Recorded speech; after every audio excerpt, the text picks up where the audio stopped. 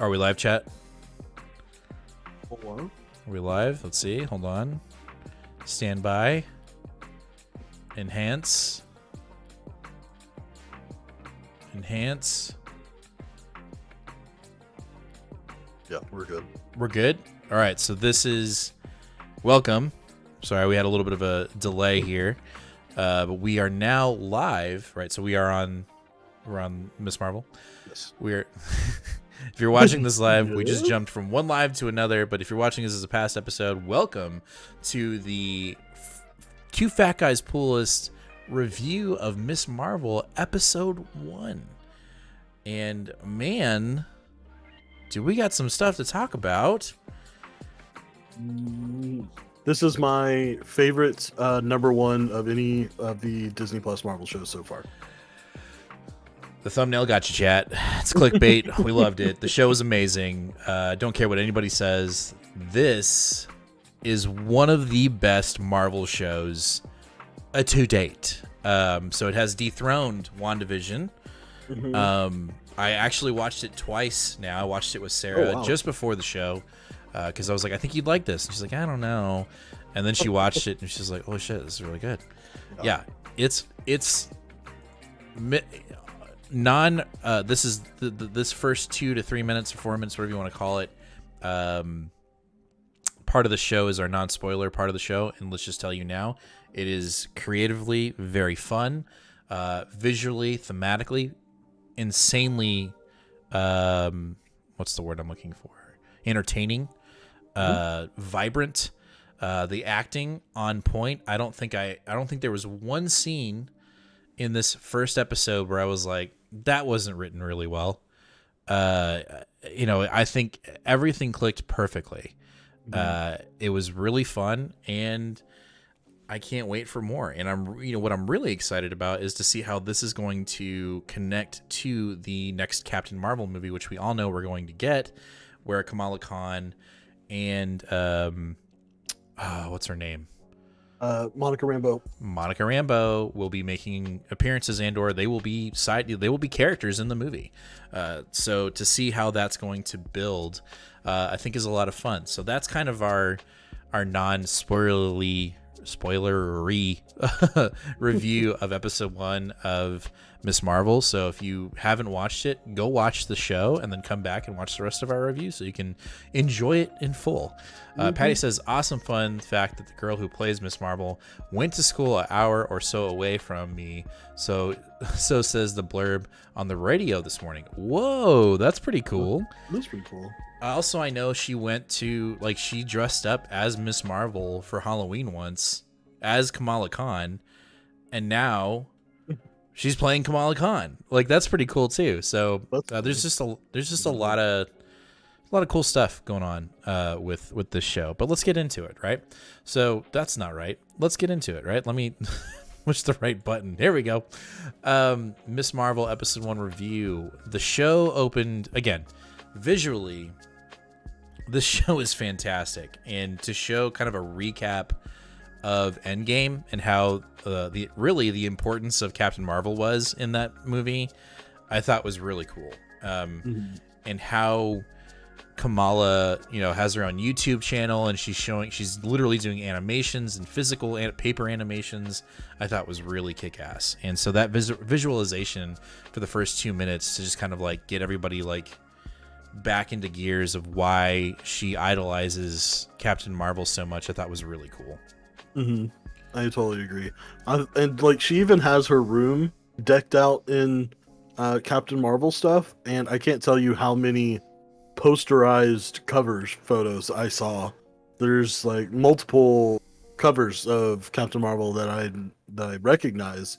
Yeah. That were, they just had they were basically virgins, right? They had the text removed, but and they were blown up poster size. But she has one like right above her bed and everything. It's really cool. That's cool.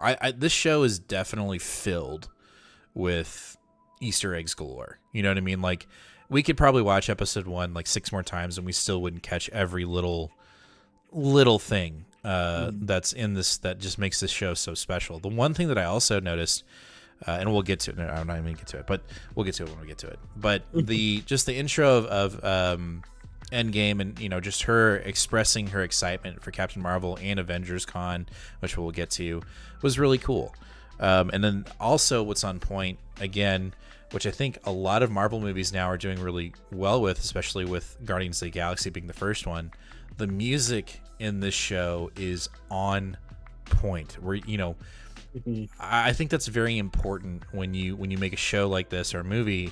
I think music is a very, very strong tool to use to engage the viewer or get them engaged into your creative process and thought of what you're trying to show. And I think this show did a great job of incorporating music really well into the first episode.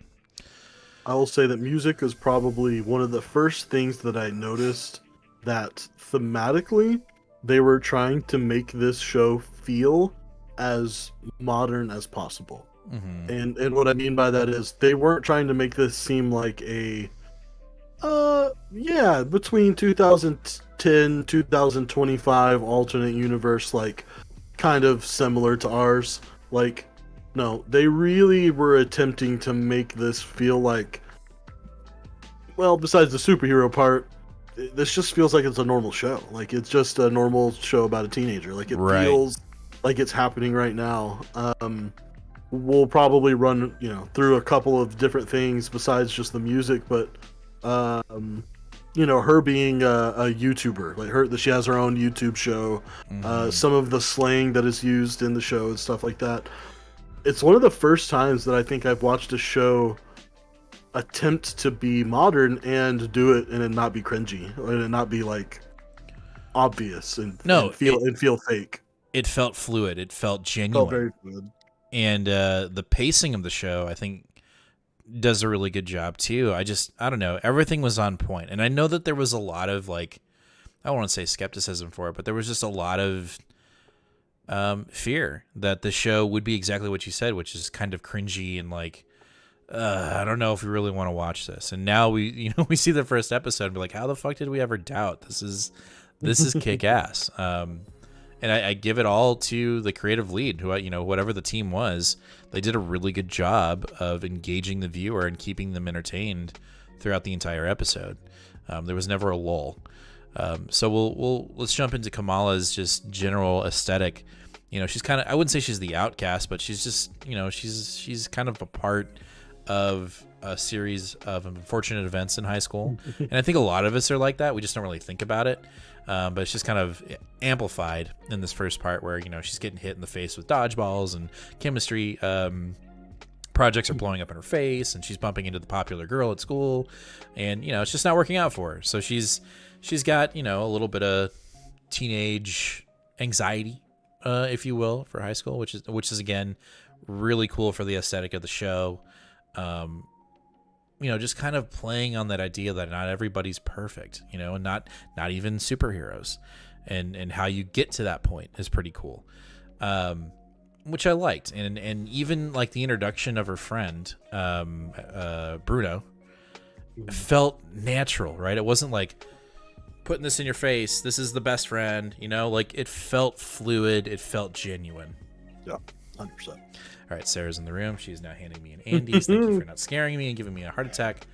Oh man, I want an Andes. Sorry, dude, you live too far. I don't even know what an Andes is, but it's ice cream and I want it. You don't know what an Andes is? So good. Not a sponsor. Anyway, Patty says allegedly the actress, she's a big fan of Marvel, and that's great as well. That's pretty cool. Yeah, I mean, that totally works. Anyway, so her big thing is she wants to go to Avengers Con, which is the first of its kind. She wants to enter in the Captain Marvel cosplay contest because she wants to win. Bruno is helping her make a costume. And she's learning how to sew. He's been doing paint, airbrushing. So they've got this really kick-ass Captain Marvel costume. The problem is that Kamala Khan's family is very traditional. They're a very traditional Muslim family, and so you don't go out. You do not do these things. Now, I mean, you can really put that on anybody's family. I remember my friend Evan, his mom, shit, man, he couldn't go out of the house. He could not be out past 10 when he was 18 and we were about to go to college. Like anytime he came home from college, he couldn't go out. So I get that. That's funny. Sorry. Anyway. Oh no, you're good. So, you know, they're trying to figure out a way to convince mom, not dad. Dad's kind of like, yeah, no, she can't go. Oh, okay, no, you can't go. Oh, no. That's kind of the aesthetic there. So, you know, Kamala's mom is very controlling, and for good reason. She doesn't want to see her little girl, you know, turn into a bad apple, and I get that. I mean, we're parents. I'm sure we'll get to that point where we're going to be like, absolutely not. I don't care how reasonable you're being, you can't go. You know, but it's definitely a dynamic that Kamala has to deal with. And in doing this, she comes across a box that is filled with family heirlooms sent by her grandmother because her brother, I believe her brother is getting married, right? Was that it? Or I think I missed that part. I don't remember that he's getting married. She just says that, like, oh, as Noni gets into her old age, she keeps sending us her stuff. Oh, okay. Because she doesn't want it to, like, be lost or go to no one or something like that. Right. Okay. Well, when they get this box, Kamala finds this bangle, and her mother says something. No, it was before this. Her mother says something about her grandmother being fixated on fantasies. And I need to go watch it again because she says something to the fact that, like, I think it's a clue to this bangle and what it's going to do later on in the show. So I need to go back and watch that. But there's something, you know, the grandma is the black sheep, you know, kind of thing. Seems like it. And, you know, so she gets a hold of this thing, and Kamala's mom immediately is like, put that up in the attic. No way. There's no way you're touching that thing. Mm-hmm. So we get our first glimpse of, like, oh, what does that button do? I get the feeling that these, well, hold on. Go ahead. What? No. I'll save that part. We have a slide that would be a better time for me to save that. Okay. Anyway, as we progress through the show, Kamala comes up with a plan to get her parents to let her go, right? Mm-hmm. And initially, they say no, but when they say no, her brother kind of steps in and says, hey, you know, this is really important to her. You should let her go. And so the parents come up with a plan where she can go. She can't dress up like Captain Marvel because the mom thinks it's too skimpy. She can dress up like a baggy Hulk, and she can be the baby Hulk to her dad's Hulk costume. So there's going to be two Hulks, and she, you know, understandably so, gets very upset. There's only one Hulk currently. So, you know, that can't happen, and dad looks completely ridiculous, and she ends up hurting her dad's feelings, and essentially gets told, you are not going no matter what now. Yep. So go back with Bruno. Bruno's like, well, what are we going to do? Kamala comes up with another plan to get in, and she's essentially going to sneak out without her parents finding out that she is left. And that's where the episode kind of really picks up steam. They end up going to the con. Kamala, you know, before she leaves, she's having doubts about it a little bit, but she knows this is exactly what she wants to do. She has this whole master plan of getting to the con, and it never works. Like, she's always behind the time that she's set up. But they end up going to the con finally. Bruno and Kamala have a great time, and you know, they're doing the whole thing, like, you know, dressing up like Thor, and you know, taking pictures with a giant Ant-Man statue, all the cool shit. And then it's finally time for the Captain Marvel cosplay contest. Yeah. So she gets dressed, and before she gets dressed, the part of the contest is that she needs to put on, or she needs to have some kind of representation of herself, of her own, you know, something of hers that kind of is integrated into the costume. So she pulls out the bangle, she puts it on, and when she puts it on, the band. Well, they say bangle in the show. I watched it on the. Okay, fine, band. We should call it band. Okay. Anyway. Don't worry. Okay. So she puts it on, and suddenly she becomes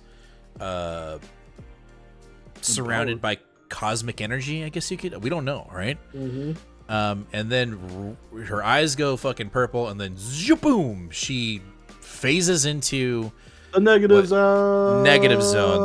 That's what we're all thinking, right? We're all thinking that she is now in the negative zone. And it has to be the negative zone. And these are the quantum bands. This is where she's getting her power from, is the quantum bands. This is how, and it makes perfect sense because we know we're not getting male Captain Marvel, Marvel in the movies, because we already know that's been established as the woman pilot, right? That taught Right. Carol Danvers. So we know we're not getting that. He's the way that we get quantum bands introduced and negative zone and all that. Now it just makes perfect sense. Give it to another Marvel. It's not going to be Mr. Captain Marvel. Give it to Miss Marvel. Let her do it. Let her be the way that the cosmic negative zone quantum bands. When this happened, I was just like, "Oh, please, please let it be. Please let it be quantum bands and negative zone." That's so. I don't know. So It might badass. not be, but Real quick, well, let me cut to chat really quick because I haven't got to it. But Patty says Dad was a teacher at my high school, and I couldn't do absolutely nothing. Meanwhile, it was only because he did so much stuff. Pretty sure he thought I was gonna be worse or as bad. Okay, got it. Damn, I really hope this is the negative. I think it is the negative zone. I think there's a lot of things, like we're all trying to figure out what the next big bad is, right? What the next big bad thing is going to be for the MCU that's going to make the next big end game, right? Even though Feige's like, there's no more Avengers movies, we're never going to have it. Bullshit. And so a lot of people are like, maybe it's Secret Wars. I think the negative zone is a very good possibility. You know, we're dealing with the multiverse with Doctor Strange and going forward with everything. So I think for all of that to kind of collide is very probable, right? Because the whole thing of Secret Wars is that it's just like the end all be all of realities.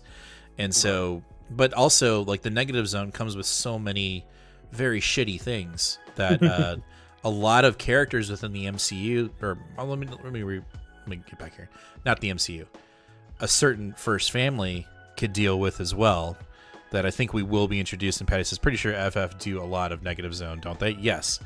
So yeah, that's where it originated from. I think this is a big deal. Now, watch us get to the last episode, and it's just something completely different. But I hope not. I might have gotten too excited about it, but I think it's the negative zone. I think it's perfect timing. Like, we know we're gonna get an FF movie. We know that John Krasinski's gonna be Mr. Fantastic, and they're going to. Oh, he's for sure not going to be Mr. Fantastic. Oh, he's going to be, yes. And they're going to. Marvel will hire. What's her name? His wife, Emily Blunt, as Sue Storm. Let's get back to the show. Yeah, that is 100% not happening. Anyway, I didn't realize you were in that much delusion. She literally has a glimpse of the negative zone. And pops back in, and Bruno's like, yo, you okay? And she's like, did you not see that? And she's like, you need to get on the stage and stretch your stuff so you can win this competition. And she gets up there, and the cameras and the lights and the crowd is too much. And she kind of goes, no. And she shoots out a, what are we calling this? I don't know. A cosmic interpretation of her. Photon crystals. It's some form of her power, right? And the group thinks it's some kind of special effects. It's really not. She ends up making a scene. It's not. I don't have the slide in here, but her, you know, the popular girl in school gets yeeted by a giant Thor hammer in this scene. And when I was watching it again with my wife, and she goes, "Oh my god!" She's like, "She's alive. Don't worry." And when she ends up falling, Kamala's able to save her. She does like the extendy girl arm thing, but through the cosmic crystal power thing. So we've got like some semblance of her power from the comics. And then she ends up saving her. And you know, we move on. You know, she yeets out of the party pretty quickly. Comes back home. Kamala's mom finds her and is like, "You busted?" And I'm so mad at you. I'm not even gonna ground you. I'm just gonna tell you, like, you know, when it's like, I'm not mad. I'm just disappointed. Yeah, and you're like, you know. So, and at first, Kamala's like, oh shit, that sucks. And then she gets on bed. She goes to bed and she looks at her hand and it starts turning into crystals and she's like, oh, cosmic. And that's how the episode ends. I'm like, yeah, I don't care if I'm getting grounded. Yeah. I'm a fucking superhero now. I loved it. I thought it was great. And then there was a post-credit scene where we've got some kind of superhero. It's not S.H.I.E.L.D. I don't know what it is. But we've got 2 agents who get video of her at the con performing her powers, and they need to bring her in. So we've got a group of people that are, I wouldn't say coming after her, but want to figure out what she is. And I'm sure I missed some kind of symbol somewhere that, oh, this is the blah, blah, blah. Like, okay, fine. But that is, we've got our first end credit scene or mid credit scene in a Marvel show. And we've always been like everyone like, duh, there has to be a post credit and mid credit scene, duh, right? That's Marvel. And Feige was like, nah, we're not doing that. And finally we get to Miss Marvel and he's like, fine, here, take one. Yeah. So we get, we're getting some lead in to the next episode. Overall, super hyped. I was not. Isn't that damage control from No Way Home? Maybe it is. I know that there was supposed to be some connection between Spider-Man and this. Like, maybe that's what it is. Maybe it is damage control, which would be fitting because we're getting a damage control comic in like a month or 2. So. Yeah, but isn't that all full of heroes or full of super powered people? I don't think so. They're just a cleanup crew. Yeah, but it's like She-Hulk and no. Those characters in the comic, they're going to clean up those heroes' messes. Oh, yeah. Maybe I misunderstood. Yeah, I think you're right, Patty. I think that is damage control. Either way, I'm all about this show. I wasn't terribly excited for it, but I wasn't going to skip it. But now I'm like, take my money. Like, I'll subscribe for another 5 years. I don't care. Next week I'll probably watch this before I watch Obi-Wan. Yeah, I agree. And that's not because Obi-Wan's bad. It's just because that's how good this is. This show is amazing, and to everyone that's review bombing it because either because they're fucking racists or they're pissed because she doesn't have her original power set. Get over yourselves, please. It's a fucking TV show. Come on. Oh, it was a pretty damn cool interpretation of her power set, though. 100%. She's still got the stretchy bits. It's just with the crystals. Yeah, no, I like it. And, seeing the poster for the show, we know that she's going to get a more comic, or she's going to get her comic accurate costume. I love it. That was really quick. That was one cool Easter egg in there was during the Captain Marvel costume scene. There was a bunch of different interpretations of her costume. They all used the same color scheme, but like the popular girl, she was dressed up as the early 2000s Miss Marvel from like Civil War era. Yeah. But it wasn't the black and yellow. It was still the same colors from the movie. But I totally geeked out and told Sarah that I was like, that's actually like, when he says that's not accurate, I was like, well, it kind of is if it's the comic book. It's just not the same color scheme. And Sarah's like, shut up. The other thing that I thought was cool is like when she puts the sash on her hip, I was like, no, she does that too in the comics. Like, there's just a lot of Easter eggs, and that's what I was saying at the beginning. Like, we will have plenty of time to watch these episodes back and be like, oh shit, there's an Easter egg. Oh, there's one. There's one. Like, I think you could watch this thing 100 times over and you'd still be finding new things. The guy, sorry, this came to me too. The guy that's doing the announcements for the contest, that's Ryan Panogos. He's the guy that does Marvel's weekly pull list podcast. So they correct me if I'm wrong, but those two had a podcast, and then Marvel hired him, right? No, he's worked for Marvel for years. I thought he does the official Marvel podcast. I see. Okay. Mm-hmm. He does it with Lorraine Sink. Right, that's right. Yep. Yeah, I used to listen to it every single week driving home from work. Patty also says in the MCU, I think they are more like a cleanup crew or FBI for heroes and stuff. I don't know, though. That's my best guess. I think you're right, Patty. Heck yeah, the adaptation can be done in many different ways. It is wonderful. This show is fantastic. It deserves all the praise. I don't know. Like, I feel like it hits it on all cylinders. I love the inclusivity of it. and I love just being able to just absorb it through the show. You know, I think that's, and they don't make it like, again, it's not in your face. It feels fluid. It feels organic. And that's not to say that the other shows don't do that. They do, like in their own ways. But this felt like a genuine TV show. Like you could have taken the superhero part out of it, and it was still entertaining. You know, I would go so far as to say you could take the entire context of the MCU out of this show, and it would still be good. mm-hmm. It could just be its own standalone, cutesy little. I don't know. ABC Family ABC, Show. ABC Yeah. Family Show. Yeah, it's just whatever. It doesn't have any context to the MCU at all. Yeah, and that's why I showed it to my wife before we started the show, and she was like, "Wow, this is a really good show. It was like super entertaining." I was like, "I told you would like it. Like, it's really good." And I'm just hoping as we continue, because this feels like where we're moving is we're inching ever so closer to Young Avengers, right?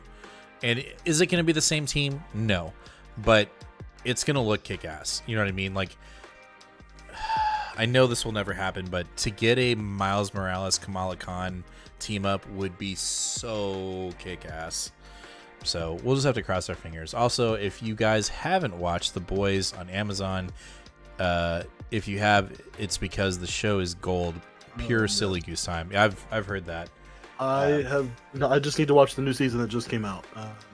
Me and the wife are finishing Stranger Things first, and then we'll watch that. You know what I'm waiting for to come back out, and I know it's going to take time, but season 2 of Invincible. Season 1 was so good. You haven't watched it, have you? I've only seen the first 2 or Ooh. 3 episodes. Oh, man, you need to watch that. The show's good, too. Anyway, back to Miss Marvel. A++++, S ranking. Cannot wait for next Wednesday. I think Marvel, at least for episode 1, has knocked it out of the park, so cannot wait for more. And I agree with you. We'll probably have to flip our reviews. We're going to do this one first, and then we'll do Obi-Wan.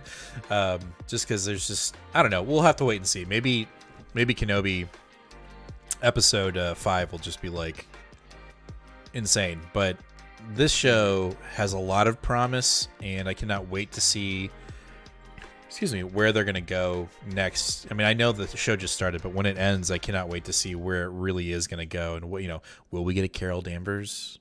Will she pop up in the show? Will we get Monica Rambeau? Will she pop up in the show? Oh, I really hope so. I don't like if Carol Danvers does, that would be cool. I would be way more excited for Monica Rambeau to show up. Do we get a Kree sighting, or do we get, who's the guy in the negative zone, the big baddie? Annihilus. Stop. Does Annihilus show up? Like, is Annihilus the big baddie in this show? Like, I will literally squeal like a little girl. Is Mephisto gonna show up because he's supposed to show up in every Marvel show? Like, I'm just saying, let's put on the tinfoil hats. Let's speculate a little bit. Tell us down in the comments, who do you want to see show up in this show? What baddie, what good guy, like what kind of cameos do you think we're gonna get by the end of the show? Because I am ready. I'm ready for some cool ass shit. Anyway, Patty, you were right. This is our show pick of the week. this is my pick of the week. Anyway, thanks again for watching our first review of Miss Marvel. Make sure to catch us next Friday, where we will be reviewing episode 2 of Miss Marvel and also Kenobi. Also, make sure to hit that subscribe button, ring that bell, give us a like, because we are a comic book show through and through. True to heart. We do review our comic pulls from our comic book shop, and I can't talk. So that's what we do normally. We have new comic book day videos on Wednesdays. We have live reviews on Sundays on 8 o'clock Central Standard Time here on YouTube Live. And then we do breaking comic book news videos. So if you're new to this channel, make sure to hit that subscribe button. We're in the middle of a subscriber giveaway, and we're giving away some cool stuff. So we will see you again next Friday for episode 2, and we will also see you on Sunday. So make sure to hit that subscribe button. It's very important. And as always, fam, watch more Disney Plus shows, read more comics, and we'll catch you in the next one. I'm going to actually play the intro so we can have a nice break. But Patty, thank you for showing up tonight and talking to us, and we'll see you on Sunday. My pick of the week. You'll be surprised what my pick of the week is for this week. I think.